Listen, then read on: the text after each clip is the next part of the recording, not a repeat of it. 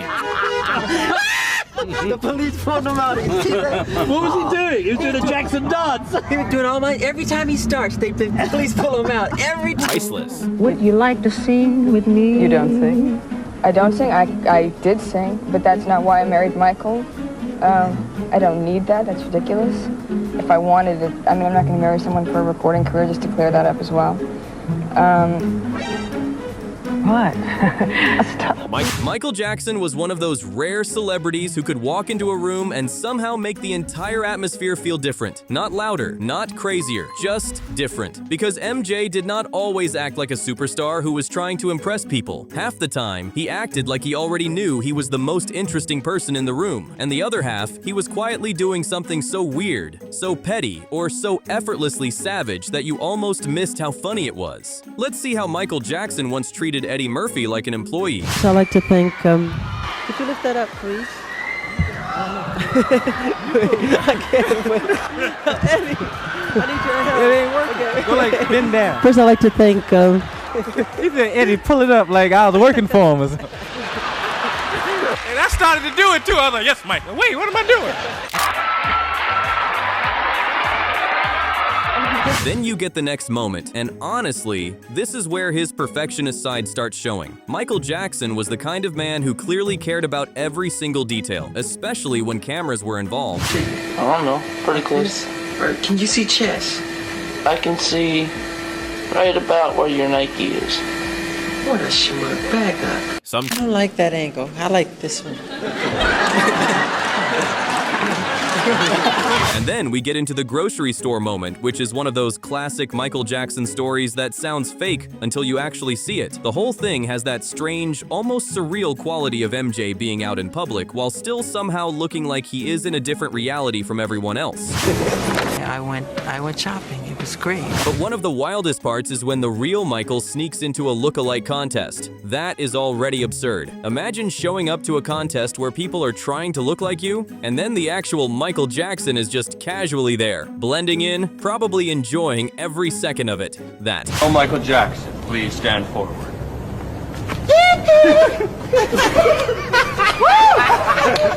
My name is Michael Jackson. My name is Michael Jackson. And then there is the moment where he is basically conducting a bored audience to cheer louder. That one is pure entertainment. And economic development.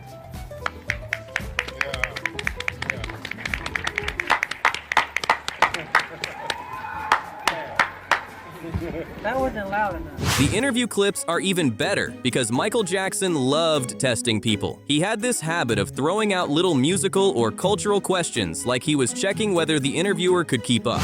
East Indians, I think they're really beautiful, and the darker they are, the more beautiful. Bill! Excuse me. Can you close that door?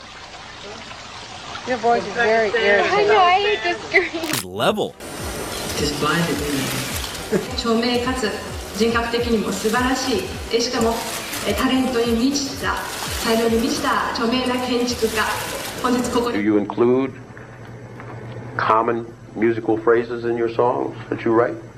Common musical phrases? Do you know what that means? Yeah, but I don't know if you know. That same energy comes through in the Steve Harvey church story, which is one of those moments that sounds hilarious before it even finishes. I said, Mike, I'm gonna come pick you up and we can go to church. I said, Mike, did you tell anybody you was going to church? Oh no, I wanted it to be a secret. I said, okay, cool. We get down, people all on the side, where, Michael, I'm going, what the hell? I said, Mike, I thought I told you, ain't tell nobody. I never opened my mouth. This ass rolled the window down. People was reaching in there, tearing his clothes off. They're pulling me. I said, roll your window up. Shut up all that whining and Mike, and roll your window up. Then comes one of the coolest looking Michael Jackson moments, sneaking into movies with Chris Tucker in that ninja suit. That sounds like something out of a comedy sketch. But no, this was actually MJ energy in real life. To the movies. Hard because Michael got to sneak in the movie right before it starts. So Michael come in there like with a ninja suit on, he's hiding and all black. All of a sudden I'm sitting there, where's Michael? And then I turn around, he's like, hey Chris. I'm like, oh man. How long you been here? About 5 minutes. Loudest person in there. Really? Yeah, he's watching the movie like, hee hee. I said, Michael, Would you shut up before people see you? Sorry. Which brings us to the Rolls-Royce story, and this one is just pure Michael Jackson. Why did he refuse to give Chris Tucker his Rolls-Royce? Because that is exactly the kind of savage, oddly specific refusal that only Michael could make iconic. Just complimenting a flat screen TV he had, and he gave it to me. I was like, Michael, I didn't want the TV.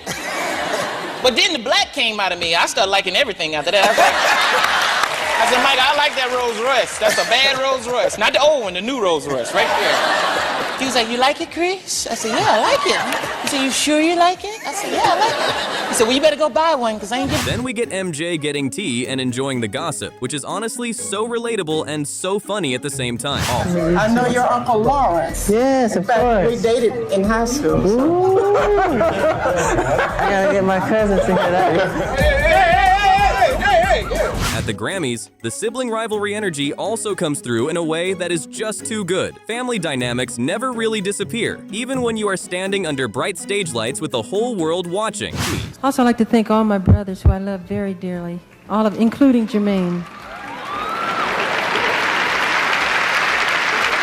Then there is the wedding moment, where MJ is just visibly bored and rolling his eyes. And honestly, that is the kind of expression that says more than a full interview ever could.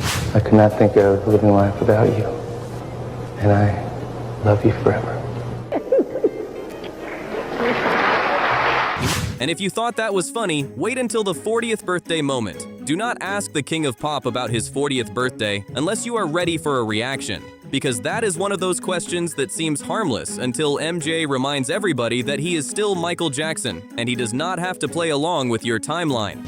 You're getting close to your 40th birthday. How is it the way you feel about music? I did not circle that question. I'm sorry. And finally, we get the story about Bubbles the chimp and the Neverland Zoo, which might be one of the most Michael Jackson things ever. Because, of course, his life included stories that sounded like they came from a completely different universe. You ever get to meet Bubbles, the chimp? Yeah, you know, I met Bubbles, but Bubbles... Michael had like a real zoo at his house. He had a facility, a thing that was so big that giraffes was walking around and like, ugh. It was huge. Bubbles had gotten too old. Bubbles was in the cage, like tripping, like, ah! And Michael's like, don't go near the cage. At the end of the day, that is why these Michael Jackson moments still work so well. He was not just famous, he was fascinating. Every clip, every story, every small reaction had this larger-than-life quality that made people lean in. He could be sweet, strange, serious, playful, and savage all in the same breath. And somehow, it all felt completely on brand. Michael Jackson did not just entertain people, he controlled the moment. Even when he was being funny, even when he was being petty, even when he was just silently judging the room, he always had the upper hand. And that is exactly why these savage MJ moments never get old. And don't forget to subscribe to Fimora for more amazing moments like these. Thanks.